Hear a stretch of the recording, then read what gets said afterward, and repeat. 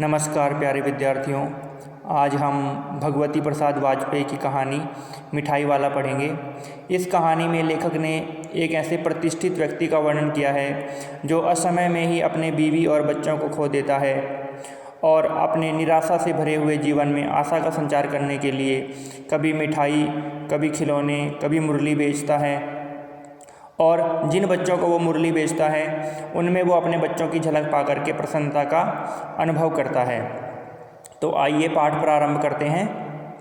बहुत ही मीठे स्वरों के साथ वह गलियों में घूमता हुआ कहता, बच्चों को बहलाने वाला, खिलौने वाला। कहानी में लेखक ने बताया है कि एक खिलौने वाला है जो बहुत ही मीठे स्वरों में बड़ी ही मधुर आवाज़ में गलियों में घूमता है और आवाज़ लगाता है। क्या आवाज़ लगाता है? बच्चों को बहलाने वाला, खिलौने वाला। इस अधूरे वाक्य को वह ऐसे विचित्र किंतु मादक शब्द का अर्थ होता है मन को मोहने वाला, मन को अच्छा लगने वाला, मधुर ढंग से गाकर कहता है कि सुनने वाले एक बार अस्थिर हो उठते हैं, बेचैन हो उठते हैं। उसके स्नेहाभिषिक्त मतलब प्यार से भरे हुए कंठ से फूटा हुआ गान सुनकर निकट के मकानों में हलचल मच जाती। छोटे छोटे बच्चों को अपनी गोद में लिए युवतियाँ चिकों को उठाकर छज्जों पर नीचे झांकने लगती। गलियों और उसके अंतर्व्यापी छोटे छोटे उद्यानों में खेलते और इठलाते हुए बच्चों का झुंड उसे घेर लेता और तब वह खिलौने वाला वहीं बैठकर खिलौने की पेटी खोल देता। यानी जो खिलौने वाला था वो इतने मनमोहक अंदाज में खिलौने बेचने के लिए निकलता था कि लोग जो है उसकी तरफ आकर्षित हुए बिना नहीं रह सकते थे। बच्चे खिलौने देखकर पुलकित हो उठते, खुश हो जाते। पुलकित शब्द का अर्थ होता है खुश हो जाना, प्रसन्न हो जाना। वे पैसे लाकर खिलौनों का मोल भाव करने लगते और पूछते अपनी तोतली जबान में, इचका दाम क्या है? ऑल इचका।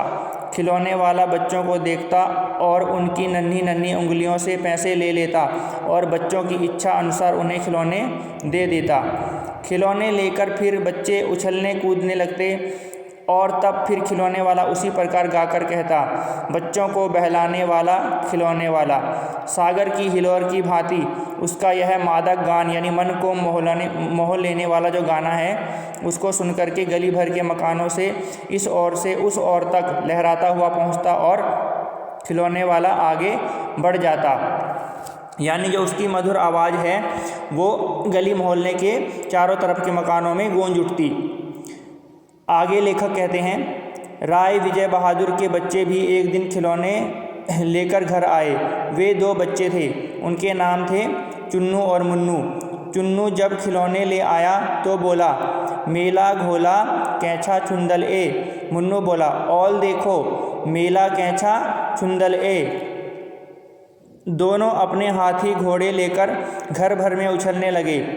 इन पर बच्चों की माँ, जिसका नाम था रोहिणी, कुछ देर तक खड़े खड़े उनका खेल निरखती रही, देखती रही। अंत में दोनों बच्चों को बुलाकर उसने पूछा, अरे ओ चुन्नू मुन्नू, ये खिलौने तुमने कितने में लिए हैं? मुन्नू बोला, 2 पैसे में खिलौने वाला दे गया ए। रोहिणी सोचने लगी, इतने सस्ते कैसे दे गया है? यह तो वही जाने, लेकिन दे तो गया ही है, इतना तो निश्चय ही है।